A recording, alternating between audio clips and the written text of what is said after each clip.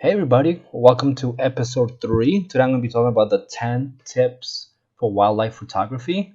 Be that we're going to get into the busiest season of winter and a lot of the wildlife start migrating around, moving around. So I kind of want to share this with you right now. You can also apply these to landscape shots, some of these tips. So I hope you enjoy these. These are going to be really helpful, I believe, for you to get out there and enjoy yourself with a good time on these tips. Just remember, as a note, these following tips are just general guidelines that I use and that they're effective in most wildlife photography situations.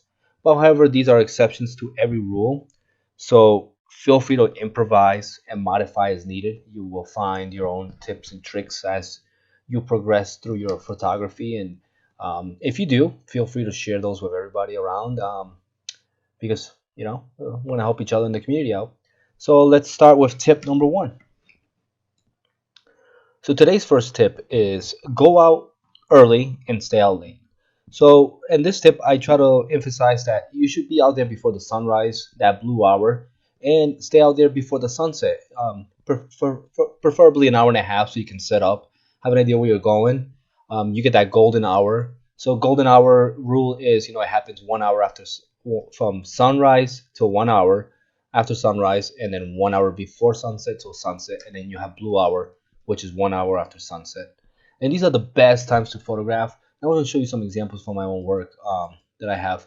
Here you have a moose. I photographed this in the middle of the day, and you can see the harsh lighting on it. Too many times I see photographers go out, and I'm guilty of it myself. I go out during the day and photograph during the middle of the day in harsh lighting.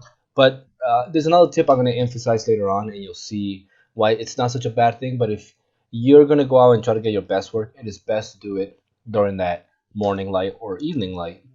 Here's another example of sunset photo. You can see how it's much softer. Those golden colors come in through. It's just it gives it more color, more more life instead of that harsh shadows and contrast that you get in your subject. Next tip. Tip number 2. Try to stay ahead of your subject. Do not follow the wildlife. Very important tip. Again, I'm guilty of not doing all these things when I first get started. Sometimes I still do it. This is, you approach your subject and immediately you just want to jump out and try to grab one. Sometimes the subject is moving away from you and you start following him. Well, what happens with that is as you follow him, you're pushing him more into the tree line, or there's a tree line, or you're pushing him away from you. He'll eventually start running whatever subject you're photographing. The trick to it is, you see your subject. First of all, stay calm because you're excited. You got that bear, that moose, or that fox. So stay calm.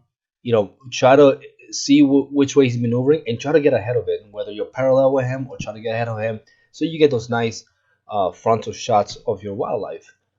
You kind of see where I make these mistakes. I'm photographing a moose. I'm following him. Even though I think this is a good shot because I catch the size of his antlers, but it's still, I'm getting the rear end shot here, and I wish I would have gotten a front shot. Yeah, here's another bear I got, and I got excited. I got out of the car and I'm photographing. I'm snapping at his rear end again. Gave me a good smile though. Family of bear, two cubs and a grizzly. Again, that's why you want to get ahead so you can catch your subject from the front. Get that. Here's now I'm parallel with this moose. Actually, I kind of flanked him in the tree line, keeping my distance. And now I'm able to emphasize more of his side portrait. And here's another, I guess, shot from the back. I did like how the fall colors came out, but again, this shot would have been more powerful if he was facing me and having those bright fall colors right there. So that's tip number 2. Let's move on to 3. Tip number 3, stay eye level of your subject. You want to try to stay eye level of your subject because that is the point where you can more relate to the subject you're photographing. Being below him or over him, it just doesn't do it. Here's a good example of I photographed this owl and he was really close to me, and now I'm shooting from him from below, and you really don't catch his full frontal or what it's supposed to look like. He now looks more like he's at an angle, and he just looks off. Here's another great mountain goat. He's further away from me. And now remember, if your subject is really far away, then your eye level changes. You don't have to get down on your knees or lay down. But the closer you are to your subject, you might have to get on your knees. You might have to lay down, depending on the subject's height. Let's see what else we have. Here's a bison. I was able to keep my good distance. So you never want to get too close to these guys. But now I'm at eye level with him, and I'm more of his level. See what's going on. I'm capturing his detail in his eye and his facial impressions. Um, Another moose shot here. I was able to stay a little bit to his eye level. I'm still above, but I'm able to catch more impression of his face. If you can imagine, if I'm above a hill and I'm photographing him, I'm not catching his chin. I'm not catching anything below his mouth. I might not even see his teeth there. And here's another eye level of a herd of bison. They were at a good distance, so I'm able to stand up and capture them as they come at me. And we're eye to eye level. You relate more to your subject in this matter. Let's go to tip number 4. All right, tip number 4: always focus on your subject's eye. We make a direct connection.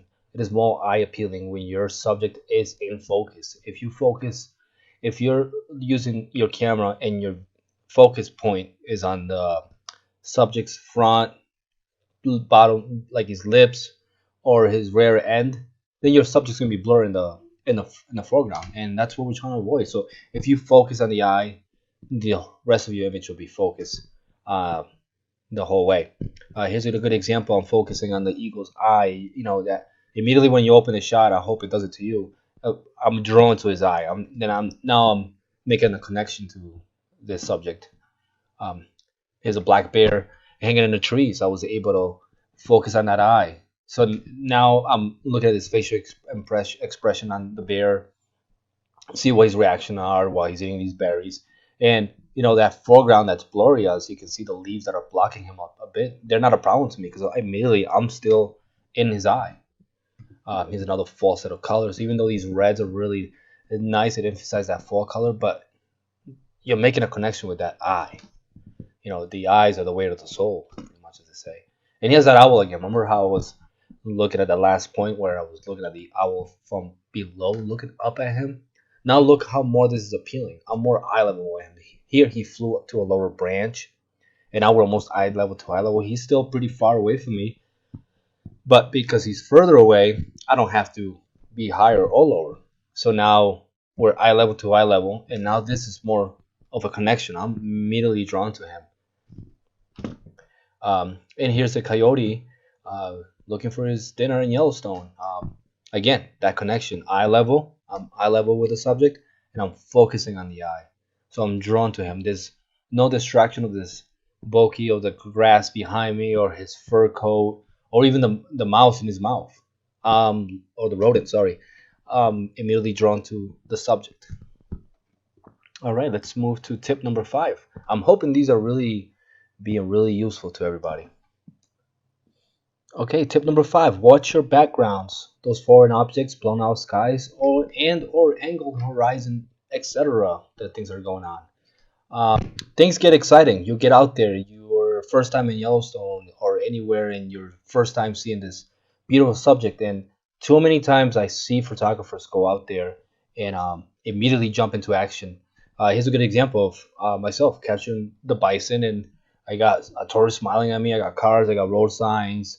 This thing's at an angle. It's just things are just going wrong. Remember, you want the background should complement the subject, and it should help tell a story about his or her habitat without any of the distractions that are going on back there. We won't your client doesn't want to see that. Here's another very distracting subject. I got the eagle, but when I immediately open the shot, I'm looking at a mountain in the background, looking at trees and the snow on the ground, and then I'm looking at the eagle. So it's the last thing I want. You want to avoid those busy backgrounds, and this is very busy. Distracting highlights and that draw your eye away. Here's distracting. The foreground's distracting. The blue sky all around it. It's very distracting, and not this shot, but this is not even close to eye level. There's a lot going wrong here. So these are the things you want to avoid. Just be careful when you're out there. And sometimes all it takes is just moving a few feet from your subject, from where you were standing originally, and you have a complete different background. I might just have this bison eating out of the grass, and nothing else is in the image. Um, Here, this probably has no hope in either of these. I just want to show them from busy backgrounds. But sometimes it just takes that. It just takes moving a little bit, and your subject is framed perfectly with a good background that complements it. Let's go to tip number 6. Tip number 6, invest in a beanbag. They're more versatile than a tripod. You're quick to set up at low level eye subjects, and they're really good to shoot out of a car, and it stabilizes you more than sitting your camera on top of your window there. Um, they're really affordable. They're about $50, and like I said, they're in the field. They're great. You don't have to. You're not out there extending your legs, getting everything ready. If you're on the move and you're trying to carry light equipment, my opinion is the beanbag's the way to go. You can set up low on the ground. It stabilizes your camera. You're be able to focus better. You're not bouncing around, and it's just easy to set up. Here's a good example. These are not my image. These two, the rest have been, but here's a guy photographing with that beanbag out of the car. You can see how that helps you stabilize instead of sitting right there on top of the car door frame or the window. And this will just help you focus on your subject better. Um, so that's a material tip. Let's move on to tip number 7. Tip number 7, get comfortable with waiting on your subject. Is the moose taking a nap? Are those bears hiding in a bush? Is the beaver hiding in a dam or hiding in a brush also? It's all about being patient and waiting. I'm not the best at patient, but sometimes if you want that shot, it could be worthy. Here I was able to capture this little guy who picked up a snack somewhere and he's eating away. Just I was patiently waiting for these little ground squirrels to come up. The moose, it gets cold. You're waiting for them to do something. Sometimes they just bedded down, they're eating grass, they're eating sage, whatever they're eating. You just gotta be patient for them to make an expression that captures your photograph better. And here I caught the moose doing his lip curl mating call. Again, the bears, they're scrolling through. They're in the brush. They're hiding. So if I know where my subject is, I'm sitting on him. My camera's right there. It's ready, focused. I'm waiting for the bear to do something. And here I caught this wonderful little black cub bear eating out of the berry bush. Um, Another good example here is the foxes. See them moving around. So I found this nice opening in the bush where I'm hoping the fox will eventually cross. There was 2 fox kittens, and eventually the fox came by. He saw me on my eye level with him. He's like, "Oh, hey, what's going on?" He takes a look at me. I'm looking at him, and I got this nice blur foreground. He's in focus. So these are the things that you gotta be patient if you want to get that worthy shot that you want. Let's go to the next tip. Tip 8, respect all wildlife. If you stress your subject out, it will run away from you, and try to avoid the eye contact. Now, this is not more of a tip of how to photograph wildlife, but a tip that is important. One, we want to respect all wildlife because they're the subject. We're pressing on them to help us get a good picture. But at the same time, we want to be able to respect them. We don't want to stress them out or anything like that that could scare them away. So you want to be respectful, keep your distance, let them do their thing in their environment, and at the same time, you're documenting that. But it's all about respect. And the next few pictures I'm going to show you, I'm not here to shame anybody, but I want to show you things what not to do. When you're in a national park, when you're in the forest, anywhere, things not to do. I think we've all heard the story of the famous little bison that was put in the back of somebody's car, and fortunately, this guy couldn't get back to his herd. The park rangers couldn't get him. None of the wild bison would take him, and eventually he just kept approaching cars, and he had to be put down. Things not to do here. Well, if a bison is near the boardwalk, avoid the bison. Who wants to get near a half a ton to a ton animal? I wouldn't want to be that subject. Selfies. Come on. Let's not do the selfies. Document your. It's about documenting the wildlife. It's not about you with the wildlife. If you're gonna take your picture, have your buddy take your picture from a good, safe distance. These are wild animals. They're unpredictable. If something happens to you because of what you did, then the actions come down to what can happen to that animal. He might be put down because he attacked somebody. So let's avoid those conflicts and let's be respectful.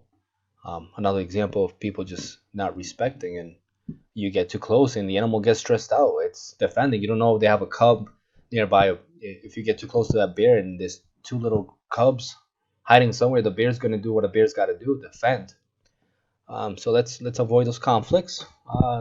Tip number 9: practice every chance you get, even if it's a common subject. I'm not gonna knock on any wildlife out there, but if you're trying to get better, even if it's a pigeon, some people like to photograph pigeons, but if that's your common subject, go out there, photograph it, capture it in flight. Practice that focus, practice those eye levels. So any subject, any little wildlife, any animal can be your subject to help you um, get better at your photography. At the same time, following all the rules, be respectful, keep your distance like that. I go out and I photograph coyotes. They're kind of common out here, but they're still fun to watch. This guy was out there baiting, and I'm kind of documenting a story as I go along. And some of them might not be good shots, as this one's a little blurry, but here he is capturing. There's the mole back in his mouth. Um, Grizzlies, they were really far away. I knew I was not gonna get a good shot, but nothing like being out there. I'm watching grizzlies, having the time of my life. Why not document it? Why not just practice, see what I can get, what I can work with? Um, Capturing grizzly mama and their cubs playing around and sniffing.